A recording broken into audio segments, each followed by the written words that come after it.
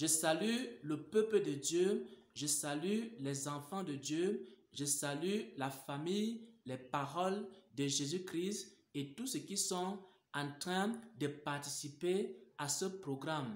Nous sommes aujourd'hui au premier jour du programme et je viens partager une parole très importante. C'est une parole qui parle des dons spirituels. C'est une parole qui parle des grâces de Dieu dans la vie des chrétiens. Pourquoi est-ce que à un moment donné, un chrétien a des dons spirituels et ces dons spirituels-là disparaissent? Pourquoi est-ce que à un moment donné, un chrétien peut avoir les dons de vision, les dons de révélation, il peut avoir constamment des songes et des visions et à un moment donné, les songes et les visions disparaissent dans sa vie? Pourquoi est-ce qu'un chrétien peut avoir une vie de prière et à un moment donné, la vie de prière ou alors la grâce pour prier disparaît dans sa vie?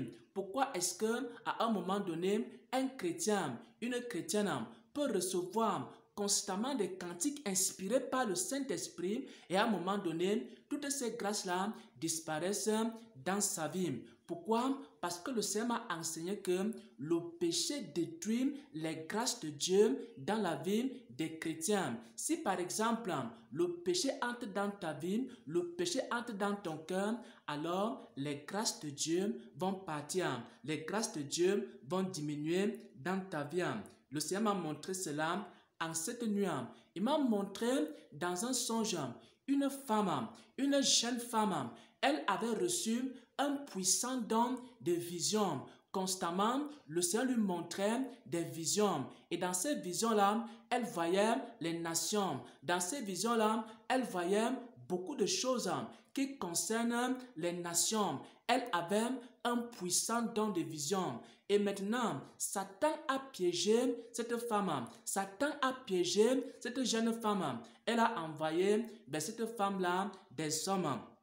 Et maintenant, les hommes ont séduit la jeune femme. C'était une jeune femme chrétienne, attachée au Seigneur, attachée à la vérité, attachée à la parole de Dieu, étant consacrée à Dieu. Et elle avait beaucoup de dons de vision. Et maintenant, elle voyait constamment des choses en journée. Elle voyait constamment des choses la nuit. Elle voyait régulièrement des visions de la part du Seigneur. Et maintenant, Satan l'a piégée. Il a envoyé vers elle des hommes. Et ces hommes ont séduit la jeune femme. Elle s'est livrée à la fornication. Lorsqu'elle s'est livrée à la fornication ainsi, alors le don de vision a disparu dans sa vie. Les grâces de Dieu ont disparu dans sa vie. Elle a été dépouillée.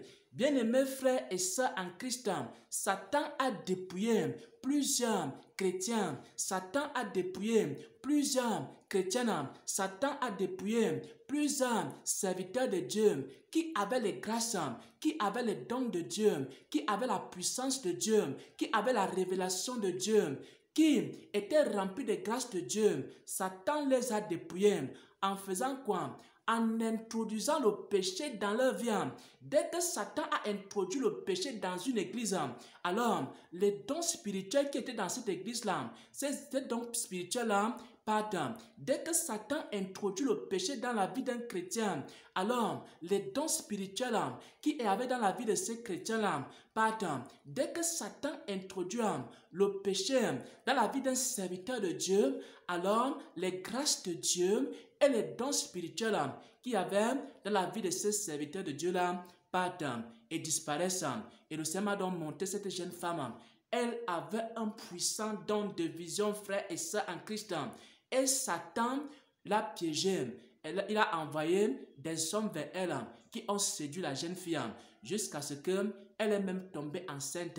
Elle était déjà déprimée. Elle pensait à se suicider. Elle pensait à avorter. Et maintenant, le don de Dieu, la grâce de Dieu a disparu dans sa vie parce qu'elle s'est livrée au péché. Maintenant, ce dont je parle est aussi biblique. Vous allez voir ça dans la parabole du fils prodige. Dans le livre de Luc au chapitre 15, Jésus-Christ va raconter une histoire. C'est l'histoire de deux fils. Deux fils qui avaient un héritage. Et l'un des fils a demandé à recevoir son héritage. Il a reçu son héritage, il est parti avec son héritage loin de la maison. Et après être parti avec son héritage, il a dilapidé cet héritage-là dans les péchés, dans les plaisirs, dans les divertissements. Et c'est comme ça qu'il a été dépouillé. Pourquoi? Parce que la parabole du fils prodigue nous enseigne que si quelqu'un se livre au péché, si quelqu'un se livre à l'iniquité, il sera dépouillé par Satan. Et beaucoup de chrétiens, et beaucoup de chrétiennes, et beaucoup d'églises, et beaucoup de serviteurs de Dieu ont été dépouillés parce que Satan a introduit le péché dans leur vie. Alors, le fils prodigue maintenant, il est parti, il s'est livré au péché et c'est comme ça qu'il a perdu son héritage.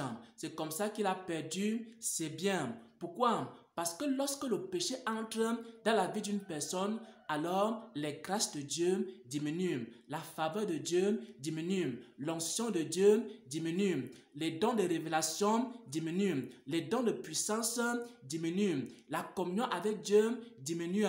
Également, la paix dans son cœur diminue. Pourquoi? Parce que le péché, non seulement il détruit les dons spirituels, mais il détruit aussi les fruits de l'esprit.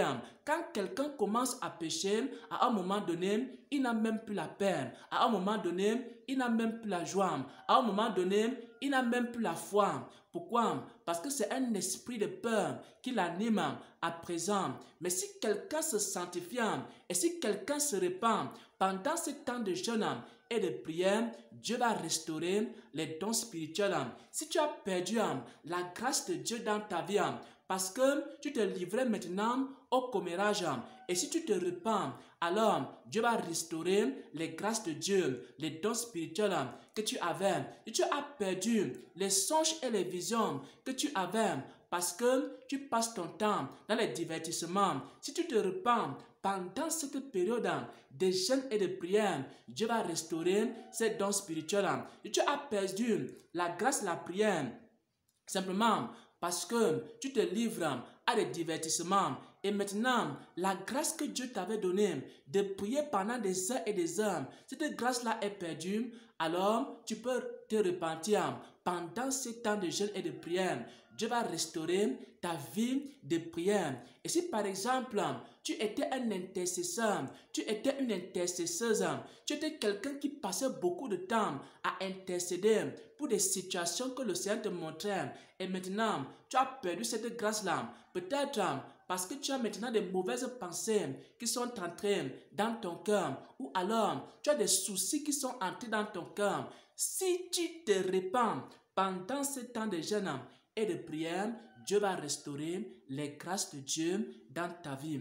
Et maintenant, je veux prier pour un frère, je veux prier pour une soeur, je veux prier pour un serviteur de Dieu qui a perdu la grâce de Dieu dans sa vie à cause des divertissements, à cause des distractions, à cause de la paresse, à cause également du manque de pardon. Les grâces de Dieu qui étaient dans ta vie ont disparu de ta vie.